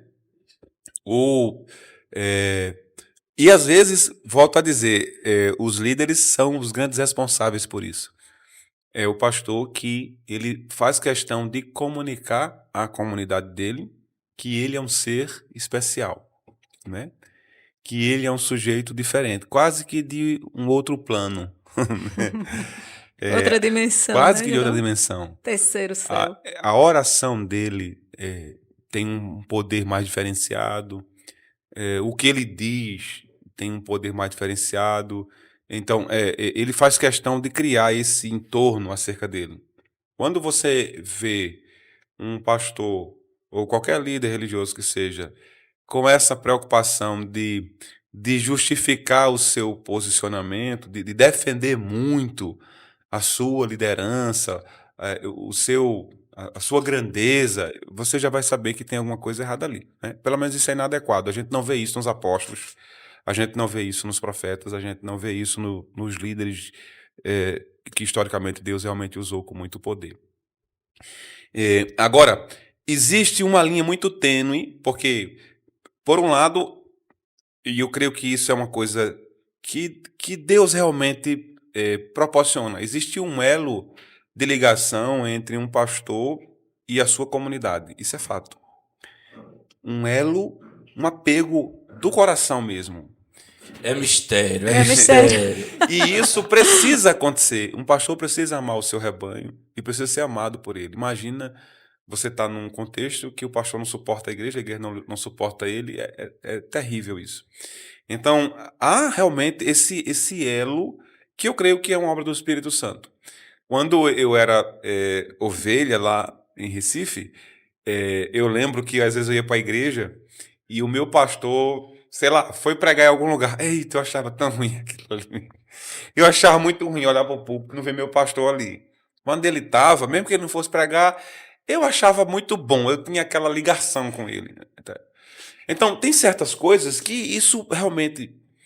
Qual é o limite disso? Se a igreja não tiver saudade do seu pastor, tá Também tá perdido, com né? também Tá não, perdido. Aí não pode, né? tá com Mas aí problema. qual é o limite disso? Esse amor que a igreja devota a esse pastor não é uma coisa errada em si mesmo, não é. Pelo contrário, é adequado, É saudável. é saudável. Quando é que isso deixa de ser saudável? Na proporção em que esse amor pelo pastor ele passa a ser maior do que o amor que deve ser devotado a Cristo. Eita, essa é a E resposta. quando esse pastor continua sendo ovacionado e amado, mesmo estando ele andando de maneira contrária às Escrituras. Então aí é idolatria. Isso aí. Porque o compromisso de uma igreja, ela deve amar e chorar pelo seu pastor. Mas ela deve dizer, tem um limite, porque nós amamos mais a Cristo do que ao Senhor. Se o Senhor não se corrigir, nós não temos como continuar amando o Senhor ou ligados ao seu ministério. O que nos assusta é vermos líderes que claramente desviaram-se do modelo bíblico, que claramente deram as costas para a Escritura Sagrada, e o povo enlouquecidamente apega-se aos pés desse líder. Esse líder. Quando um pastor faz exigências que são contrárias às Escrituras, e mesmo assim a igreja se apega àquilo, aí eu creio que essa já é uma relação adoecida, não é? E às vezes eu só não piro de vez por causa do que Paulo disse aos Tessalonicenses.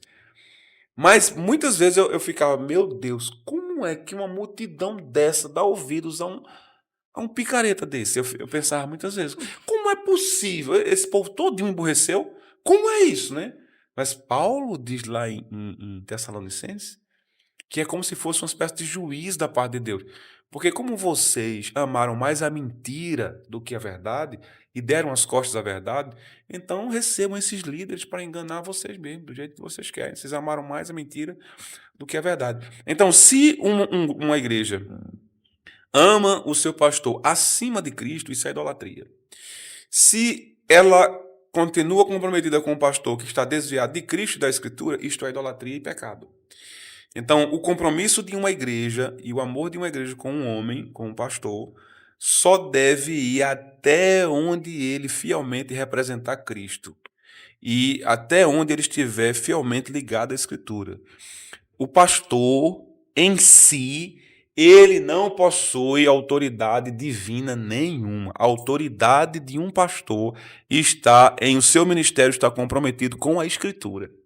No momento em que ele rompe com a Escritura, não há nenhuma razão que não seja idólatra, nenhuma razão para eu ficar ligado a esse pastor, a não ser o meu coração idólatra. Pastor, e em relação à maturidade da igreja? Porque nós sabemos que a questão da maturidade vai depender do tempo também do aprendizado. Ninguém se converte hoje e amanhã já está, vamos dizer assim, apesar que se converte, a gente sabe que já entra no processo de santificação. Santo, santo só o Senhor, mas nós estamos nesse processo, né? E aí, segundo Oséias 4:6, por que acontece essa enfermidade na igreja? É por conta dessa falta de maturidade que o pessoal, porque a igreja não conhece a Bíblia, não sabe, não entende, ou ainda é muito novo na fé, porque a gente tem que ter esse entendimento, não pode querer julgar num todo, uma pessoa que chegou hoje, alguém que está há 10 anos na igreja tem o mesmo comportamento, Sim. E vice-versa, né? Pode ser uma das causas, e mais uma vez a culpa cai, conforme diz o Senhor a Malaquias, né? A culpa cai sobre os sacerdotes. Por quê? Repare que, na maioria dos casos, esses pastores, eles fazem um esforço muito grande para não nutrir essa igreja com informação e conhecimento. Na maioria dos casos, eles ficam com a justificativa. Não, mas a igreja não está pronta, a igreja não está preparada. Quando é que a igreja vai estar? Por que é? Qual seria a razão para um pastor deixar de instruir com profundidade a sua congregação? Repare que líderes mal intencionados, eles querem pessoas para assumirem postura de liderança que não tenham preparo nenhum. Porque pessoas despreparadas não têm força de resistência, não sabem questionar. Ora, se você prepara bem uma liderança, é um tiro no seu pé, se você é um mau caráter. Porque essa liderança vai levantar-se contra você quando tiver tudo errado. Entende? Mas se a sua liderança é fraca, e repare que esse pessoal sempre quer uma liderança fraca, que não tenha condição de resisti-lo, né?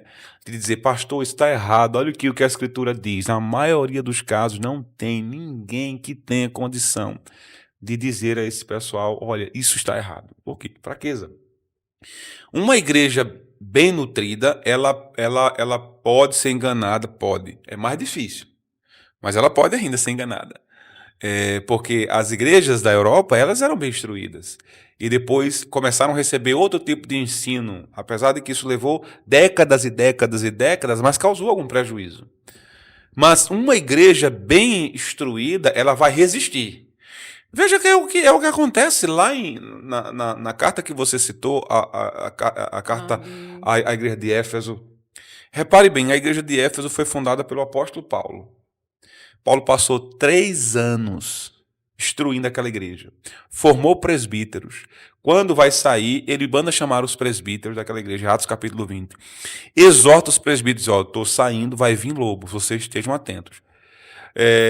Escreve uma carta para aquela igreja. Timóteo foi pastor daquela igreja. Paulo diz, pregue a palavra. Insta, quer seja oportuno ou não. Atende. O apóstolo João foi pastor dessa igreja. E quando você chega em Apocalipse, o Senhor diz... A nata dos pastores. Exato. Aí, qual é o resultado disso? O resultado disso está lá. O Senhor, quando escreve a carta, diz, eu conheço as tuas obras, eu sei que você não suporta homem mal, e você colocou à prova os que diziam que eram apóstolos e que não eram, você os achou mentiroso. Quer dizer, falsa doutrina não passava naquela igreja. O problema dela era outro. Igreja preparada, né? O problema dela foi outro. Foi outro. A queda dela foi em outro nível. Né? Estava relacionado ao amor.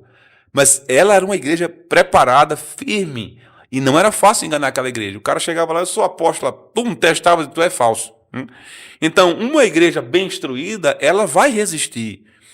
Erros, desvios, heresias. Uma igreja com presbíteros que conhecem a doutrina, que se levantem como guardiões e batam na mesa e digam que não, que protejam o rebanho, isso vai durar muitos anos, né? Agora, imagina uma igreja que não sabe nem onde o galo canta, que não conhece nada da Escritura, que diz amém para qualquer tipo de discurso, minha gente, que facilmente pode ser enganado com uma pessoa que chega falando bonito, não é? mansinho. Então, uma igreja dessa, ela vai É declinar muito vulnerável, né? demais, demais. Ô, pastor, um exemplo, o senhor falou há pouco aí sobre uma questão de Éfeso, onde o problema era outro, né? Nesse ponto aí. Eu queria que o senhor comentasse, algumas pessoas dizem assim, a igreja tal, olha, a pregação é top, o púlpito lá é forte, realmente, doutrinariamente falando, mas na oração ou na evangelização, ou seja, o fora da igreja, o falar do amor de Deus né? Não é Pois bom. é. Já tem outros que dizem justamente o contrário. A igreja é tal, na hora da oração, o povo ora, o evangelismo, ó, muito bom fora da igreja, mas o púlpito é frágil, tem dificuldades. É. Isso, o que é que o senhor pensa assim? As perebas são múltiplas, Pois né? Então, cuidado, não é assim uma igreja que tem um púlpito forte, não tem doença ali. Não é assim. É preciso chegar mais perto. Via de regra, é melhor ter o púlpito forte, porque um púlpito forte vai conseguir sanar outras enfermidades. Mas você pode ter, repare bem, é muito interessante isso, porque a igreja de Éfeso tinha um púlpito forte e caiu. Porque o Senhor diz a ela, lembra-te de onde caíste. Sim. Então, meu Deus, uma igreja tão firme na doutrina, mas ela tinha caído. A queda não foi por causa de adultério. A gente sempre diz que a queda é adultério, né? Mas aquela queda ali foi outra. A frieza, não é? O amor não O era. amor, né? Então, às vezes, uma igreja pode ser firme na doutrina e agressiva, não é?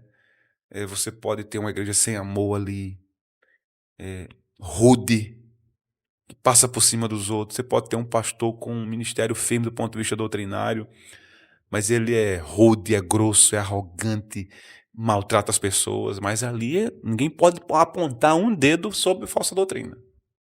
Púlpito é O forte. sermão, nota 10. Sermão, nota 10, o cara é forte, púlpito ali, mas ele é arrogante, ele massacra pessoas, ele humilha pessoas, entende? Isso é doença. Isso é doença. Né? Então você pode ter uma igreja com boa doutrina, mas não tem vida, não tem oração, aquela igreja não tem calor, sabe? Tem doutrina correta, mas não tem calor, não tem vida. Isso é doença. O pastor não se torna, então, também um tipo de idolatria, porque a gente aprende que a idolatria também rebeldia, também é idolatria. Então, nesse caso, também se torna um idólatra, por ser rebelde aos princípios bíblicos. Sim, você pode. Há pessoas que se vangloriam na boa doutrina. Reformados correm o risco de pecar nessa área. Né? Eles se vangloriam na boa doutrina e, se não tiver cuidado, podem esquecer o resto. E isso pode ser um laço. Uma igreja, ela tem várias áreas para nós podermos olhar, né? E então, ela pode estar bem aqui, mas adoecida em outro lugar. Essa pode ser uma igreja que tem uma boa doutrina, que tem um culto bem organizado, é uma igreja de oração, mas não faz nada pela evangelização. Isso é uma enfermidade. Porque é um corpo, Jesus né, ordenou. A grande comissão foi entregue à igreja. A igreja tem o dever de evangelizar. A igreja tem um dever de fazer missões, de investir em missões. Então são muitas áreas. A igreja pode adoecer. E às vezes são doenças. Tem aquela perebinha que está ali. E você, porque não é uma coisa grave, muito Sim. grave, muito visível, você não valoriza, mas que aquilo ali pode lhe causar prejuízos futuros. Pois bem. Então, por isso, a reforma tinha um lema muito importante. Igreja reformada sempre se reformando. Então, irmãos, nunca vai haver... aqui nesse mundo, a igreja nunca vai estar sem doença. Nunca. Sempre ela precisa cuidar de alguma coisa. Olha, precisa cuidar disso. Olha, precisa cuidar daquilo. Olha, agora precisa cuidar... Porque outras pessoas vão chegando e essas pessoas vão trazendo doenças. E elas precisam ser tratadas ou então vão passar essa doença. Não é? Então, sei lá, se o senhor... coronavírus, hein? Misericórdia. Bem, imagina, o senhor salva um pecador que no mundo ele era dado a fofoca. Fofoqueiro terrível. Ele pode desenvolver essa prática dentro da igreja. E pode envolver muitos outros que tinham essa tendência. Se essa doença não for tratada, daqui a pouco a fofoca está dentro da igreja. Isso é uma doença. né? Isso é a doença. Ou alguém invejoso, que traz isso daqui a pouco. Uma série de coisas. Então, sempre não existe uma igreja que tenha 100% de saúde aqui nesse mundo. Agora, o que a gente precisa saber é como nós, né? Nós temos as nossas doenças. Temos períodos melhorando, mas a gente adoece com Uma frequência. doença aqui, A outra gente- ali, né? Exatamente. Uma hora Mas a dói. gente precisa tratar, não podemos desprezar essas Desprezar. doenças. Tratar essas doenças. Saber quais são as graves, saber o que. Ó, para. Então a gente vai estar sempre tratando. E o remédio é a palavra de Deus sempre. Né? E o Sempre. interessante é porque nós, às vezes, ou muitas vezes, ou a maioria das vezes, nós percebemos nos outros a enfermidade. E a aí, gente não, quando né? é em nós, é mais brando, né? É sempre assim. A gente é bem misericordioso Ou para muito mais. A pra com a gente gente sempre tem um mesmo. porquê daquilo. É. E aí, o meu pensamento e a minha pergunta para o pastor, até como um aconselhamento do pastor para conosco, é assim: nós observarmos que, em meio a em meio à igreja doente, como ela é um corpo, não seria também um tipo, vamos dizer assim, um teste para quem já se acha muito crente, para aprender a conviver dentro dessas com essas enfermidades na igreja? Sim, Paulo. Porque se eu estou mais madura, então eu suporto mais. Sim. Eu fico pensando nisso também, O pastor. Paulo diz: quem pensa Os está de pé, testes cuidado para que não caia. que não caia. Todos nós levamos doenças para a igreja. Nós temos os nossos pecados particulares, né? E devemos lutar contra eles. Então, o problema é que a gente tende a ser muito paciente conosco, mas a gente tende a condenar o nosso pecado no outro. É a projeção que, às vezes, que Freud falava, né? O que eu quero fazer não faço, eu condeno ali no outro. O outro está fazendo. Eu queria estar ali, feito ele, mas fico. Então, é preciso saber que eu faço parte dessa enfermidade também. Então, se a igreja do Senhor está enferma, eu estou enfermo. Então, Tem preciso. até um ditado que diz assim, que cuidado para você não querer afundar o barco quando você está nele. Exato. Porque se o barco afundar, você também morre, né? Então, O pastor Bruno, olha, duas questões, aí uma vai puxar a outra, entre aspas. Um é aquele garotinho, um fenômeno aí da internet, acho que há mais ou menos um mês. Né? Of Como the é? King of the... Aquele negócio todinho, que ele fala inglês, em russo, em É hebraico, eu não sei. japonês, é japonês. Como é que o senhor observa, pastor, aquela questão daquele garoto? Porque, assim, a minha pergunta é baseada no seguinte: tem a questão de fato de ele ser uma criança, de ser um adolescente, um pré-adolescente, e já ter sido chamado autodenominado de pastor, e o que ele, aquelas questões todinhas que a gente sabe, espiritualmente falando, o pentecostalismo do garoto, né? E tem aquela questão de as pessoas irem nas redes sociais e muitas vezes até exagerar no tom do desrespeito ao garoto mesmo, comentário, né? uma Os pessoa comentários humana. agressivos. Estou falando aqui comentários agressivos que a internet está cheia realmente com aquele garoto e a família dele. Eu queria que o senhor comentasse como é que o senhor observa a situação daquela do garoto. E aí, o senhor como pastor da primeira igreja Vale da Bênção de Santa Cruz, eu acho que é interessante o pastor Bruno falar isso para a população, para as pessoas que estão nos acompanhando. Claro, grande parte não são de Santa Cruz, mas boa parte que acompanha esse podcast são de Santa Cruz do Caparibe. Como é que o pastor Bruno cuida da sua liderança? Quando ele cuida assim, por exemplo, para a pessoa ser um presbítero na primeira igreja, como é geralmente que o pastor, as conversações, da mesma questão, o diácono, né? O senhor tem hoje 2 pastores que lhe auxiliam, o pastor Oswaldo e o pastor Alisson na primeira igreja. Ou é só chegar lá e dentro do que a gente já falou, afirmar que tem um chamado, olha, eu tenho chamado para ser presbítero, pastor. Eu tenho chamado para ser diácono. Eu tenho chamado para ser seu pastor auxiliar. Então, eu acho que é interessante o pastor esclarecer isso para... Eu posso só botar mais uma dentro da tua? É sobre... Eu já vi vídeo de algumas crianças pregando. Já sei que... O que o pastor acha? Uma criança pregando. Pois bem.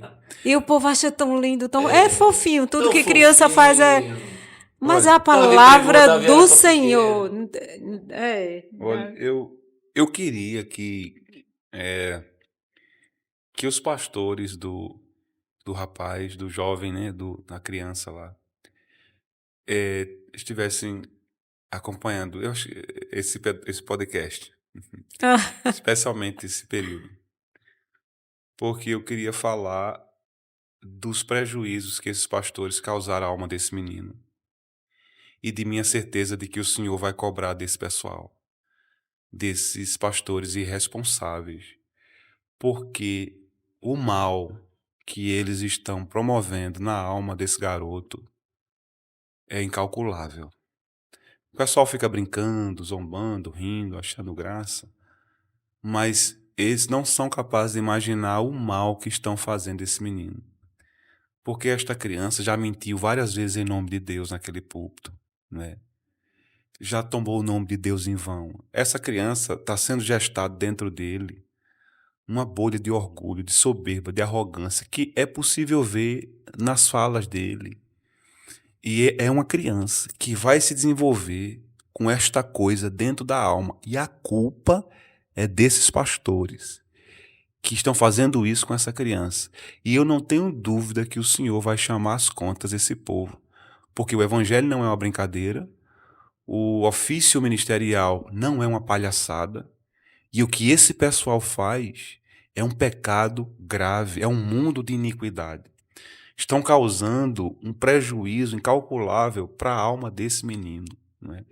Se esse menino apresentou à igreja sinais de que o Senhor estava chamando ele, ou tinha uma obra na vida dele, não era assim que devia ser tratado.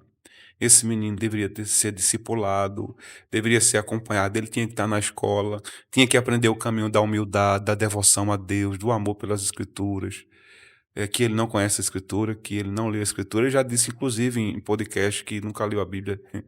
Já disse isso aí. Então, não tem conhecimento da Escritura, não tem conhecimento de como funciona o serviço ministerial, e a igreja dele, isso mostra a bagunça espiritual dessa igreja. Isso expõe as vísceras dessa igreja. É desse jeito que se trata quem eles acham que são chamados pelo ministério. Então, se essa igreja acha que esse menino tem vocação para o ministério, é assim que eles tratam uma pessoa que é chamada para o ministério? Isto é um mundo de iniquidade. Isso gera escândalo para o evangelho. O Senhor Jesus Cristo disse que é impossível que não venha escândalo. Porém, repare, ele disse, ai daqueles por meio de quem virá o escândalo. Eu pergunto, os pastores desse menino são ateus? Eles são ateus? Ou eles creem no que Jesus disse? Porque vocês são os maiores promotores desses escândalos. O mundo ímpio todo zombando do evangelho de Cristo, zombando de Deus, zombando da palavra de Deus, em razão do que vocês promoveram, que foi esse absurdo. Então, eu poderia passar um tempão aqui falando dos males para a igreja, mas a minha maior preocupação quando eu vi tudo aquilo foi com a alma desse menino.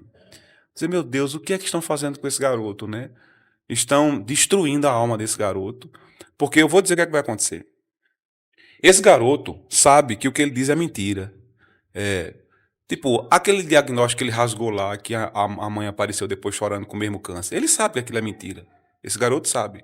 Essas profecias que esse garoto... Ele sabe que é mentira. Vai chegar um momento que esse garoto não acreditará em nada.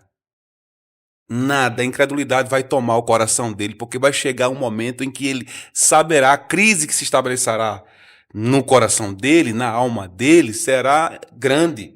Porque ele saberá que aquilo ali não é nada verdade. Quando você está na emoção, dizendo tudo aquilo, chega um momento que a mente vai refletir. E quando o Senhor cobrar também isso.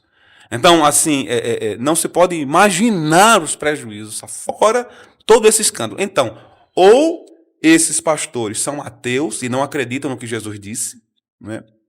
Ou são profundamente ignorantes e não conhecem o que Jesus disse. Ou então são lobos ferozes governando sobre o rebanho de Cristo, causando os maiores prejuízos. Eu não sei qual alternativa é a melhor. Se forem crentes verdadeiros, vão se arrepender e vão corrigir essa prática. Se não, vão continuar fazendo, como estão aí, né? Tem um monte de criancinha que vão surgindo assim e eles não produzem bem nenhum. Porque o procedimento, quando uma pessoa dá sinais que eu acho difícil o garoto ter dado, né? Simplesmente pegaram um garoto desenroladozinho ali, botaram para falar, acharam bonito, começaram a dar ênfase, terminou aí. Esse tipo de coisa. Mas quando alguém dá sinais de vocação, ele precisa ser tratado em vários níveis. E a primeira preocupação que o discipulador tem que ter é com o coração do sujeito, porque uma das coisas mais fáceis de acontecer é a soberba e a arrogância tomar o coração de um pastor. De todos os crentes, o pastor é o que anda mais à beira da arrogância e da soberba e do orgulho, né? Porque ele tem com frequência pessoas que ficam ouvindo ele, que gostam da fala dele, da pregação dele, que têm uma enorme consideração por ele. Então, se existe um pecado que rodeia muito o pastor, é o pecado do cinismo, da arrogância, da soberba, da presunção. Tudo isso são pecados que estão ali no quintal do pastor e que todos os dias ele tem que ir ali com a enxada da oração, dizendo: Senhor, tira essa evadaninha daqui. Se isso é verdade com relação a homens amadurecidos, quanto mais com uma criança, com um menino, um garoto daquele. Então, a primeira coisa é tratar do coração do vocacionado, ensinando-o a ser humilde, piedoso, humilhado aos pés do Senhor. E depois o treinamento intelectual, bíblico, teológico, o acompanhamento com o trabalho na igreja, uma série de atividades para treinar o obreiro vocacionado, prepará-lo, instruí-lo, orientá-lo. E depois de tudo isso, lá na frente ele tem que ser repreendido. Rapaz, você está com arrogância no coração. Você está sendo soberbo. Faça isso não. Lembre-se do seu treinamento. Né? Ele então, foi incentivado, né? Pois é. Pois é. Então, maior pecado do que esse garoto tem a liderança dele. Enquanto o pastor falava, eu lembrava de um menino, acho que ele deve ter uns 5 anos agora, não sei se o pastor já viu, viralizou também. Que ele tem muito, ele é apaixonado por biologia, medicina, já viu? Davi. Você pergunta assim a questão do diabetes, aí ele diz, ele é incrível, acho que super dotado. Ele tem um conhecimento de medicina que talvez alguns médicos por aí, pelos postinhos da vida, não tenham. Mas o fato dele ter esse conhecimento, os brinquedos dele é corpo humano, quebra-cabeça, ele brinca com essas coisas. Mas o fato dele ter essa desenvoltura para a medicina, ninguém dá a ele o direito de fazer uma cirurgia. Nem de prescrever né? medicação para ninguém. Isso. Porque você pega uma criança que tem a desenvoltura, que ama a palavra de Deus, não tem nenhum problema que sua criança goste das historinhas da Bíblia. Tem muita criança que é bem desenrolada mesmo com essa questão, dependendo também do estímulo que os pais dão. E por que pegar essa criança e botar no púlpito da igreja para pregar, se ela é só uma criança? Pois é. Esse pessoal vai responder perante o Senhor. Pode ser que não responda aqui perante os homens, né? Mas vai responder perante o Senhor, eu tenho certeza. Porque... Esse podcast precisa chegar aos pastores dessa criança, né, Divina? É verdade. Pastor, sobre então a questão da liderança da primeira igreja, presbítero, diáconos, pastores auxiliares também. Seria interessante o senhor explicar como é essa questão. Obviamente que essa explicação se dá não para os crentes da primeira igreja, que de forma geral possivelmente já quase todos compreendem, mas para pessoas de outras denominações, de outras igrejas, de outras religiões, pessoas que não são evangélicas, que às vezes não compreendem. Então eu acho que é interessante o senhor explicar isso aí. Pois bem, na nossa igreja, na tradição congregacional, a primeira coisa que deve ser dita é que a liderança de uma igreja, ela não é imposta, ela tem que ser eleita. Então, o pastor da igreja, ele não escolhe quem vai ser um presbítero, um diácono e impõe a igreja. Isso pode funcionar em outras tradições, na tradição congregacional não. Porque, conforme nós vemos no Novo Testamento, é a própria igreja quem elege a sua liderança, ela escolhe essa liderança. Agora, o que é que nós fazemos? O conselho da igreja pode selecionar homens que tenham vocação ou que aparentem ter vocação e começa o trabalho de treinamento dessas pessoas. Para que depois sejam apresentados e a igreja decida se elege ou não. Então, o que acontece? O conselho, observando certos nomes, chama essas pessoas, convida essas pessoas para um treinamento. E esse treinamento tem várias etapas, né? O primeiro treinamento teológico, não é? Eles vão receber instruções do ponto de vista da confissão de fé, da teologia da igreja, depois treinamentos relacionados ao exercício do ofício, se é para o ofício de presbítero ou de diácono, o que a Bíblia diz sobre o ofício de presbítero, como esse negócio começou, surge de onde, por que é que tem que ter presbítero, o que é isso, qual é o papel dele. Então há todo um trabalho de instrução sobre o que é o ofício, qual a necessidade do ofício e como esse ofício é desenvolvido. Então, um tempo de treinamento sobre isso, não é? Em seguida, discussões sobre como funciona toda a estrutura da igreja, como eles devem servir na igreja, qual o papel deles naquela igreja, para que eles tenham consciência e saibam que, se caso receberem um chamado, se eles aceitam ou não. Depois disso, começa um treinamento mais prático.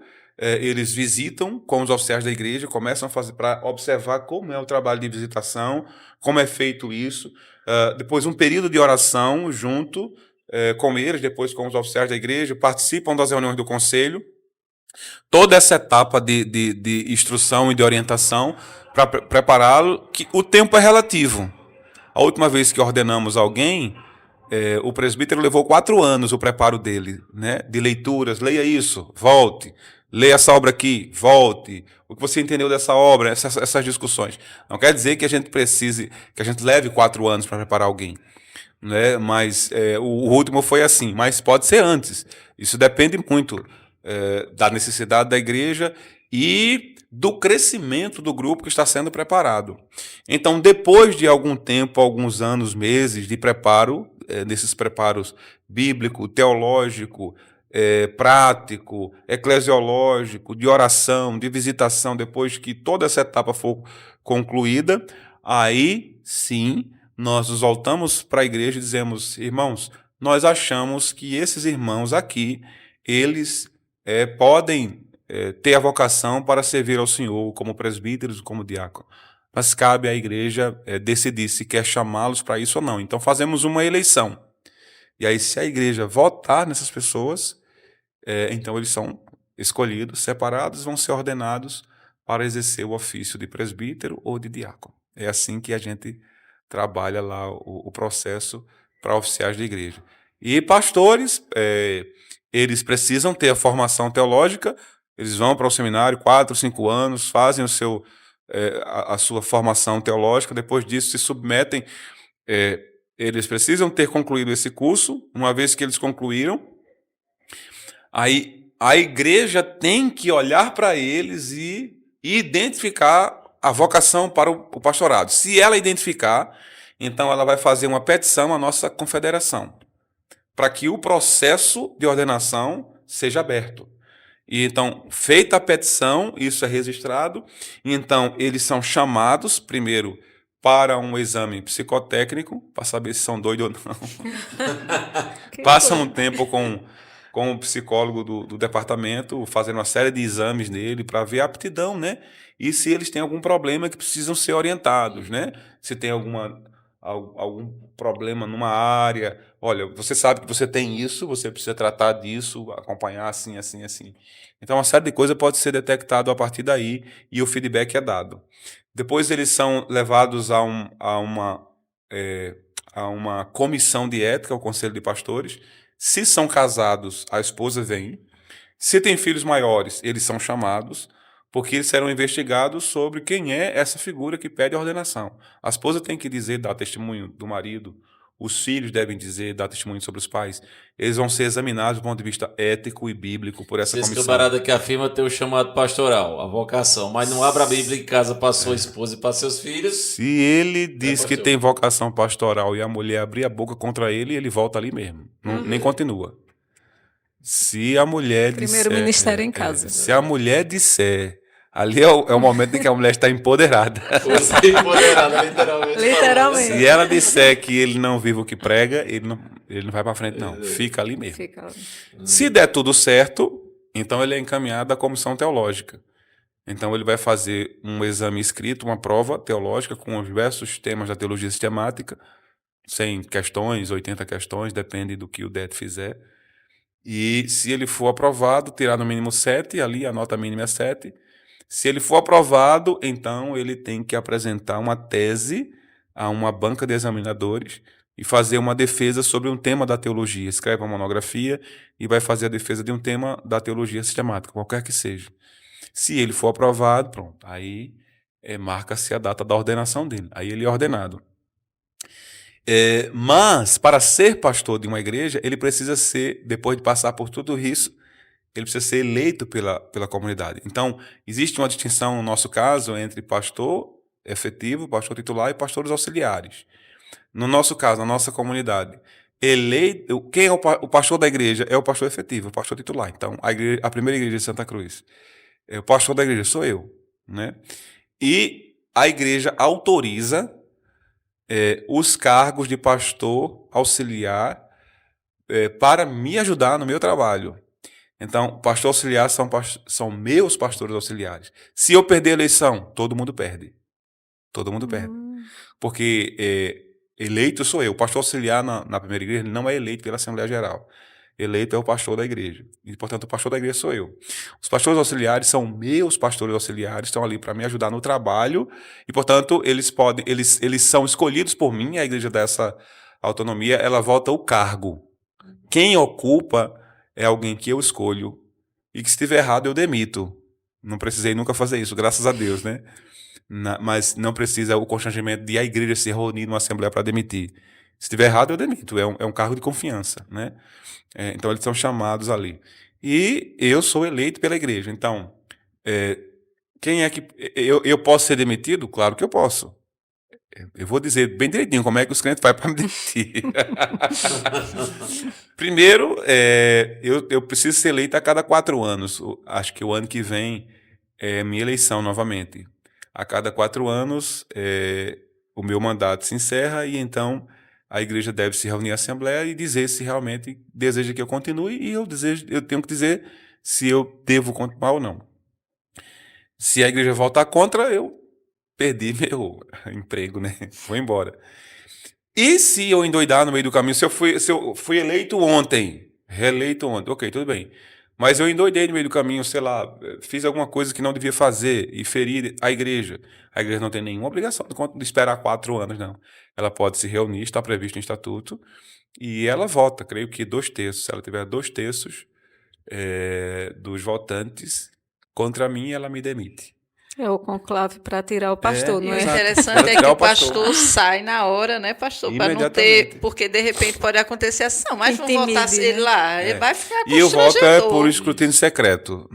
Não pode ser levantado, tem que ser para ninguém ser constrangido. Ninguém sabe. Também o Acho senhor, interessante. no caso da primeira igreja, claro, no seu caso específico da primeira igreja, o senhor não é o senhor que preside aquele momento. Não. Existe o pastor da denominação exato. que vem e explica todas essas questões. Ele sai. Não Sai, é, né? não, Sai. não é uma coisa agradável que eu mesmo conduza a minha eleição. Exatamente. Então vem uma comissão da nossa confederação e faz essa eleição. Eu posso votar, claro, como qualquer. Se o senhor não votar no senhor, quem vai votar?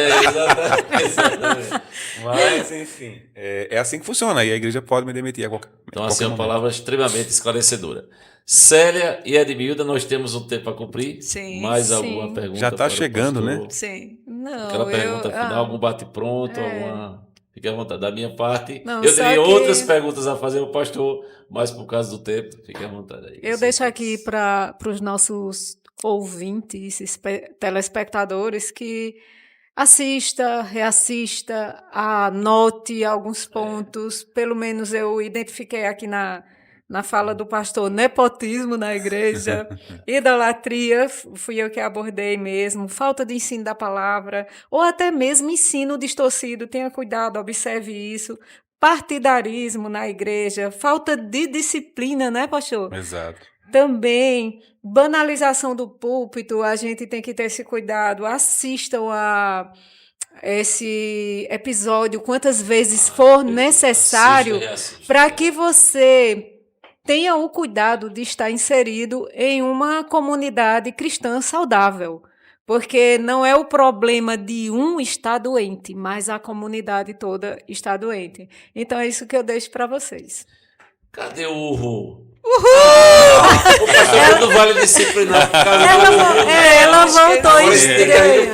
Como é isso, Não, mas é rapaz? assim, pastor. Sempre que eu escuto uma fala que eu acho assim extraordinário, aí eu enfatizo uhul, porque eu acho realmente fora do normal. Ela tem estado muito Mas comedida com os quando ela urros tá, dela, viu, Quando pastor? é Mas umas também falas... veio um Frei pra cá.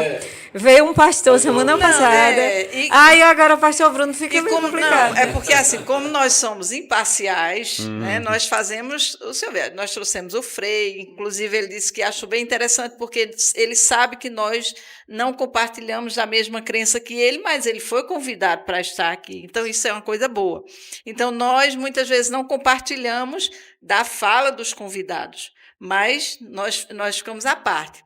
Então, quanto ao Frei, como questões da nossa igreja, por que muitas vezes eu não faço uhul? Porque eu acho assim, até uma falta de reverência, porque são algo realmente extraordinários, que é fatos, ou que devem ser fatos na nossa vida. Então, às vezes, eu não dou esse uhul por conta disso. Eu queria que o pastor deixasse para todos nós, porque nós somos ovelhas do pastor Bruno, mas muitos que vão participar, que vão assistir esse episódio, não são ovelhas. Então, eu queria que o pastor deixasse uma fala, no geral, dentro desse tema. O que é que o senhor aconselha para todos, como igreja, não se tornarem ou se avaliarem para não se tornarem, porque acontece de algumas vezes nós até ficarmos enfermos, mas o que é permanecer enfermo, isso é o que torna a igreja doente, né? Então, o que é que nós, quanto igreja, devemos fazer ou observar para não permanecer nessa enfermidade, virar um câncer? Muito bem, eu queria aproveitar isso e me dirigir a 3 tipos de pessoas nessa minha fala final, né, aqui. Primeiro, eu queria me dirigir a você que está numa igreja, né, qualquer que seja ela, que você ore, peça a Deus graça, ore por sua igreja, ore por sua liderança, ore pelo seu pastor. Mas, acima de tudo, preocupe-se em manter a sua vida, a sua alma numa igreja que seja uma igreja bíblica, saudável. Uma igreja que pregue bem a palavra de Deus, uma igreja que adore a Deus segundo as Escrituras, uma igreja que faça uso do modelo bíblico de disciplina, o modelo bíblico de liderança, que o seu compromisso maior não seja com o líder daquela comunidade, mas com Cristo. Se esse líder reflete fielmente o caráter de Cristo e os princípios ensinados por Cristo, seu dever está aí, você está seguro, está em paz, louve a Deus por isso e agradeça ao Senhor. Mas se não, o carisma não vai salvar você. O carisma não vai lhe ajudar quando o câncer bater na sua porta. É a palavra de Deus quem sustenta, é a palavra de Deus quem fortalece. Eu queria me dirigir também a um segundo tipo de pessoa, a você que está desigrejado. Você que foi ferido na igreja, você que foi ferido por lideranças e que há muito tempo não frequenta a igreja e tem acalentado no seu coração a ideia de que você não precisa disso. Isto é uma mentira perigosa. Você precisa sim, porque o modelo bíblico é no sentido de que a igreja é um corpo e você não é a igreja. Geralmente quem está nesse estado diz, não, mas eu sou a igreja. Mas quem disse? Não, eu não sou a igreja. A igreja é um corpo, eu posso fazer parte deste corpo, que é a igreja. A igreja é todo esse corpo e você tem que estar inserido nela. O texto sagrado é claro em Hebreus capítulo 10, verso 25 e 26. Não deixemos de congregar como é costume de alguns. Então, o fato de você ter sido ferido não vai justificar você diante de Deus, você abandonar a comunhão dos santos. Você deve procurar uma igreja séria. Talvez você tenha até sido ferido num ambiente de uma igreja séria, de uma igreja bagunçada, não sei.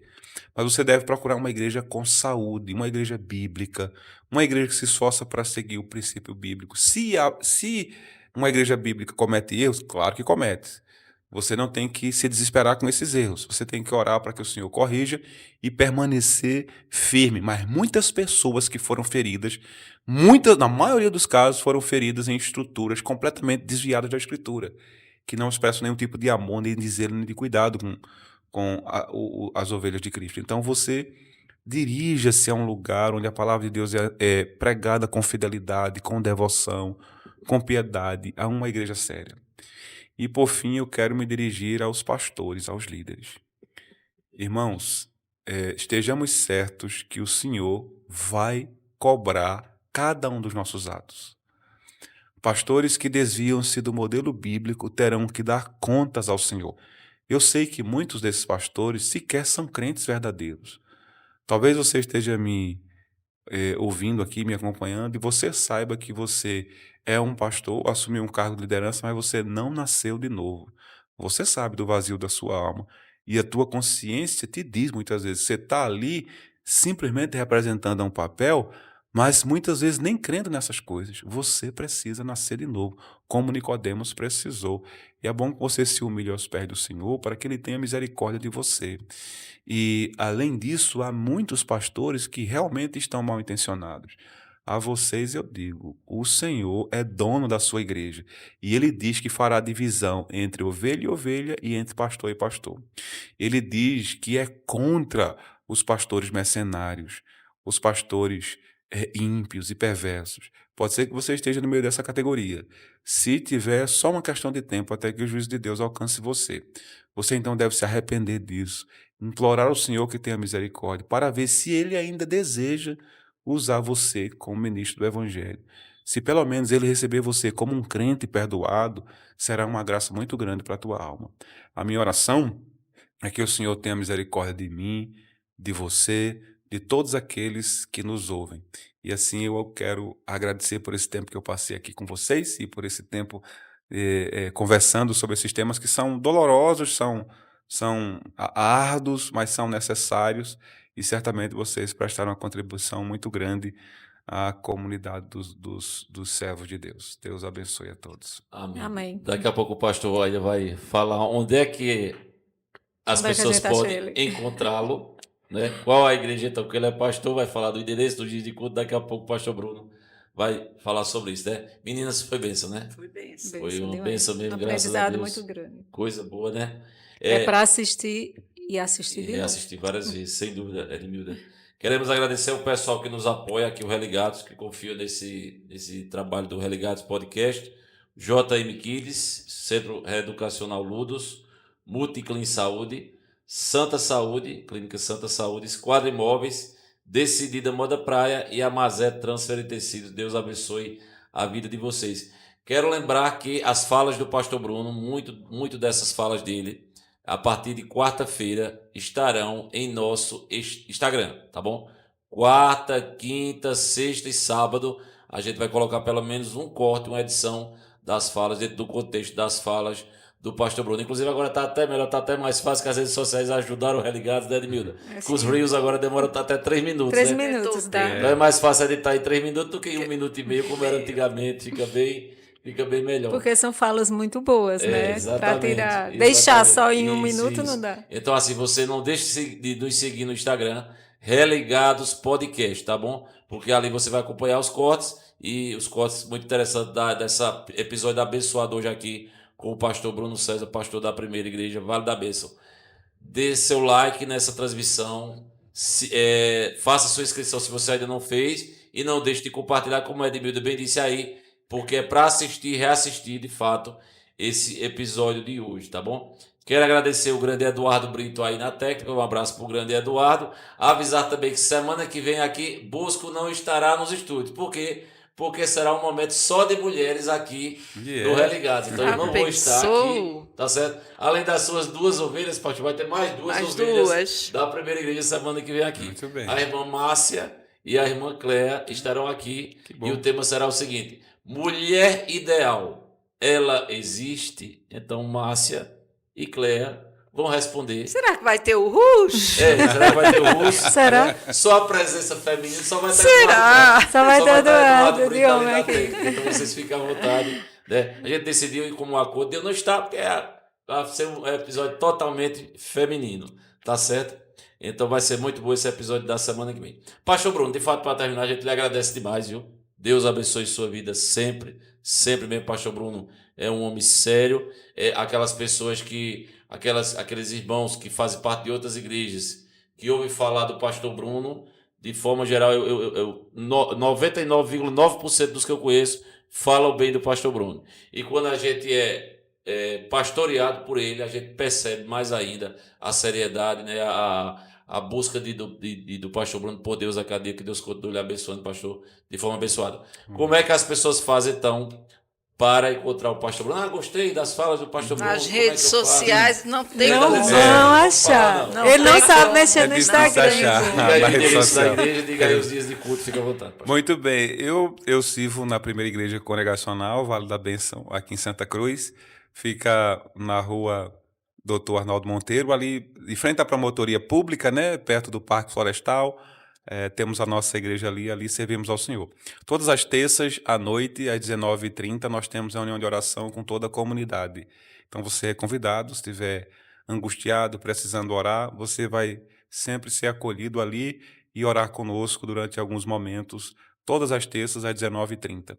Nas quartas-feiras nós temos estudo bíblico, todas as quartas às 19h30 temos estudo bíblico, geralmente estamos estudando um livro da Escritura. E aos domingos, pela manhã, eu estou sempre pregando pela manhã às 9 da manhã, e à noite, às 18 horas, são os nossos cultos dominicais, e vocês são muito bem-vindos e convidados para estar lá. E quando for, aí você rompa aquela multidão, vá lá falar comigo e diga, pastor, eu ouvi lá no podcast e vim por causa desse convite. Desse Então aí eu vou ficar bem Muito feliz, bem, sabe? muito bem. A gente agradece demais, pastor Bruno, a gente agradece demais você que ficou conosco até esse momento. Deus abençoe sua vida sempre. Então, semana que vem o Religado está de volta. Obrigado a todos. Valeu. Tchau. Tchau.